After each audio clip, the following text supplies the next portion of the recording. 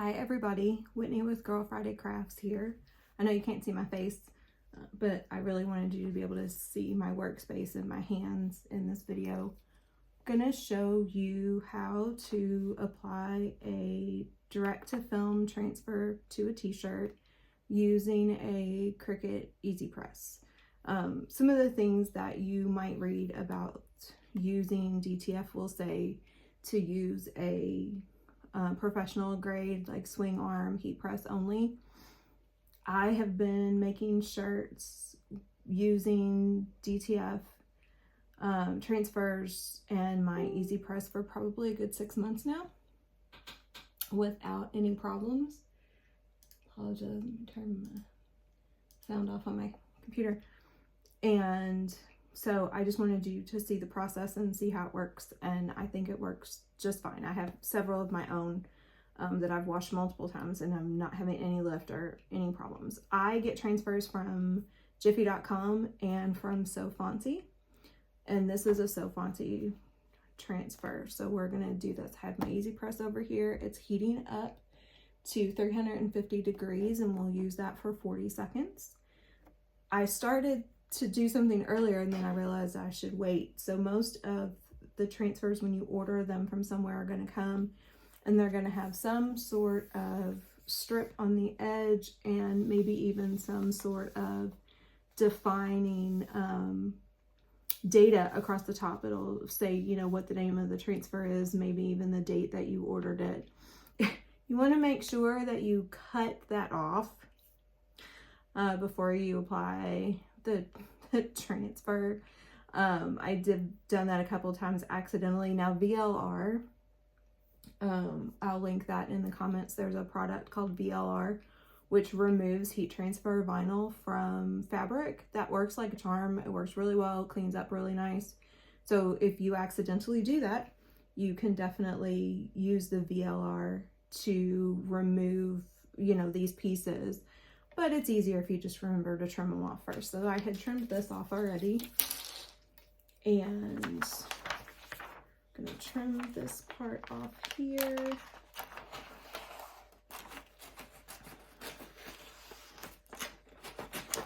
And then I'm gonna cut this down so it's smaller.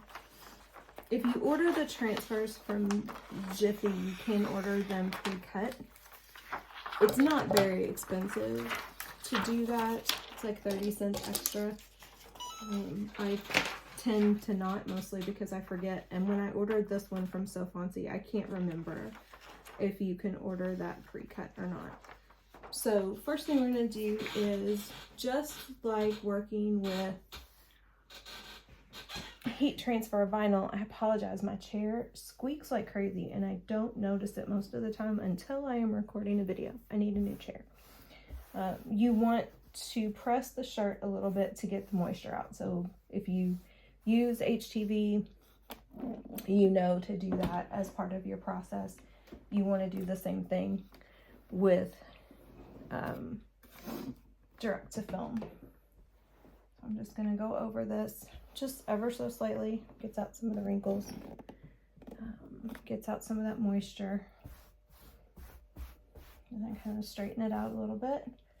I'm assuming, I'm trying to check the video, make sure you can see what I'm doing here. Okay, and then I have this centering tool that I got on Amazon. It's a pack, comes with different sizes, adult, youth, infant, toddler, and it just helps me. I probably don't need it as much anymore as I did when I first started, but you kind of line it up against the neck and where it lines up evenly with the neckline. I do not use that for V-necks because it pushes the top of the shirt or top of the design down farther than I like.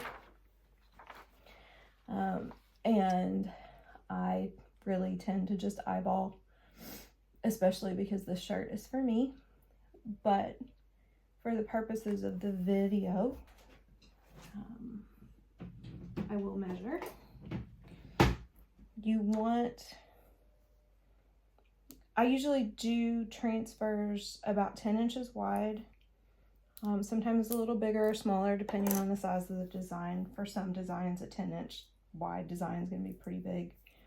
But you want at least 5 inches of space between the end of the transfer and the edge of the shirt. So I've got about 6 3/4 going that way.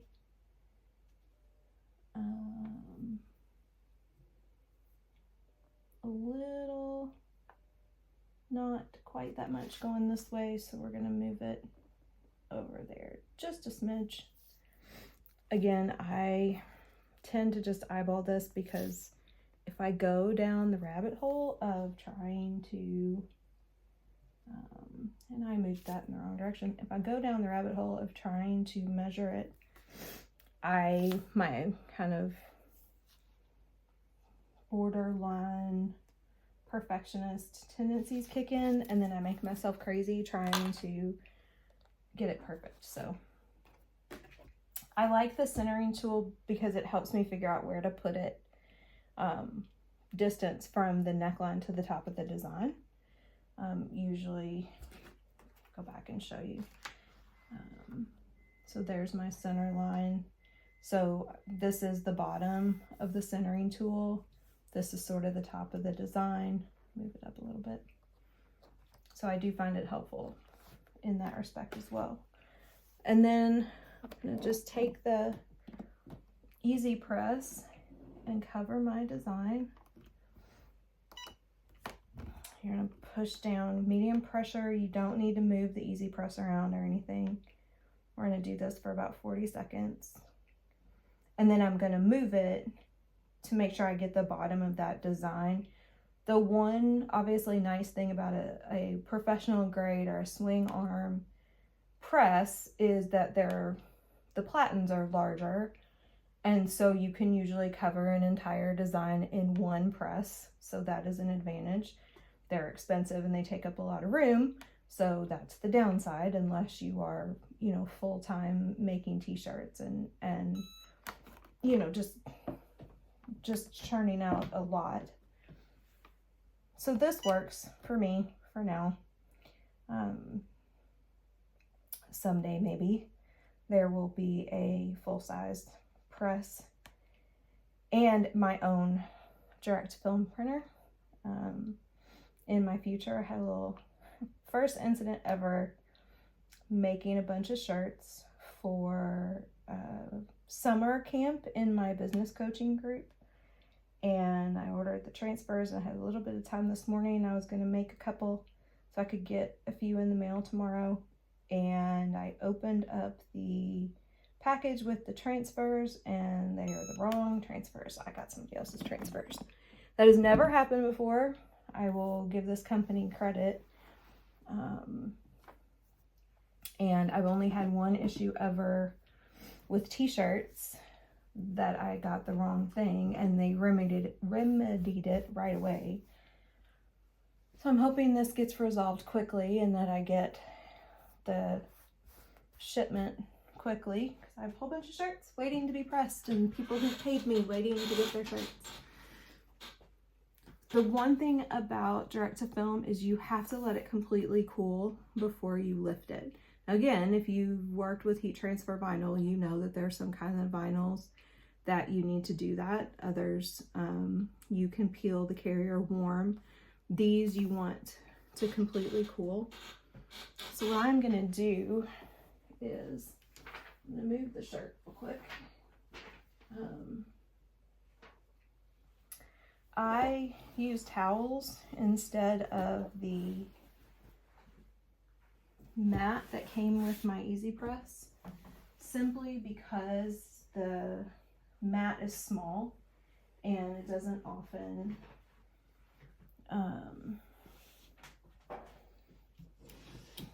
sorry, I'm losing my train of thought here. It doesn't often, what am I trying to say? Oh my goodness. The design doesn't often lay on the entirety of the mat, and so you're pressing the edge of the mat into the shirt when you press, and I don't like that. So there's a lot of moisture that came out of that shirt. Also, probably time for me to turn the dehumidifier on in my craft room because it's in our basement. But letting the shirt sit on those towels makes it take longer to cool because those towels hold the heat. Might have to put them back. There's a possibility of having to repress. It does not take long to cool once you've got it on a cool surface. And then you're just going to take it, and I start with the corner, but then I try to peel straight. Oh no, that's going to peel up just fine. And peel nice and slow so that if you do have any lift anywhere, you can catch it.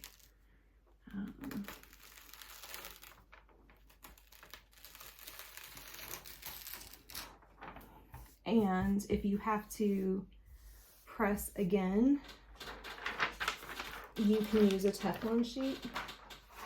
So I'm just going to show you. I don't necessarily have to do it, but it's not going to hurt anything. And I'm going to press the back also like I do on heat transfer. So I'm going to put my towels back down.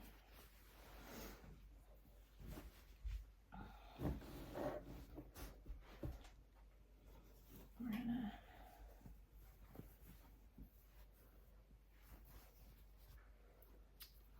to do this, and I'm going to put the Teflon sheet over the design, and I'm not going to hold it for any length of time.